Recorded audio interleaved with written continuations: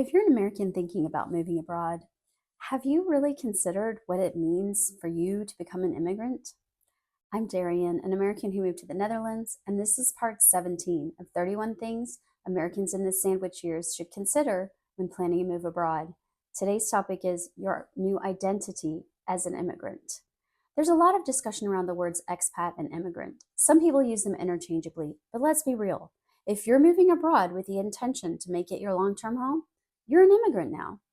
And that identity comes with some real challenges that a lot of Americans who move abroad don't really think about until they're in the middle of it.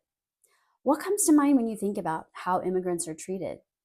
You may have immigrant friends in the US, I sure do, but have you ever asked them about their experience navigating bureaucracy, visas, and cultural barriers? Because now that's going to be you.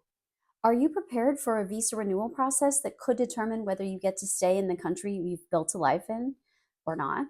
Have you considered that some people might not like you just because of where you're from? Do you know what the political climate is like for immigrants in the country you're headed to? Because it can change fast.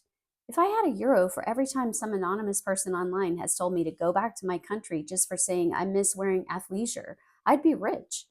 And I do miss it. If you're moving for work, are you going to be surrounded by other immigrants or will you be one of the few?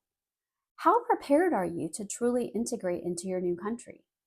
Here's the thing, you'll gain a lot. Your world will expand, your life will be richer, and you'll see things from a completely new perspective. But you'll also lose a lot competencies, confidence, and the ability to effortlessly navigate daily life.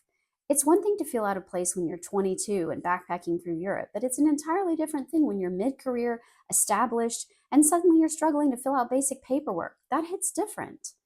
This is why immigrants tend to stick together. There's something comforting about meeting someone who also knows the tune to Schoolhouse Rock songs. That said, I encourage you to connect with locals too. Some of the best ways to do this are through language classes. You'll meet other immigrants and locals who are open to cultural exchange, community events and networking groups. We've talked about friendship and community building before, but these connections are vital to navigating your new country. Resilience is key. If you want to thrive abroad, especially as an older professional or someone with a family, you're going to need to be flexible. You need to bend so you don't break because being an immigrant is hard. I thought it was worth it though. I hope that was helpful, and I hope I'll see you tomorrow for part 18.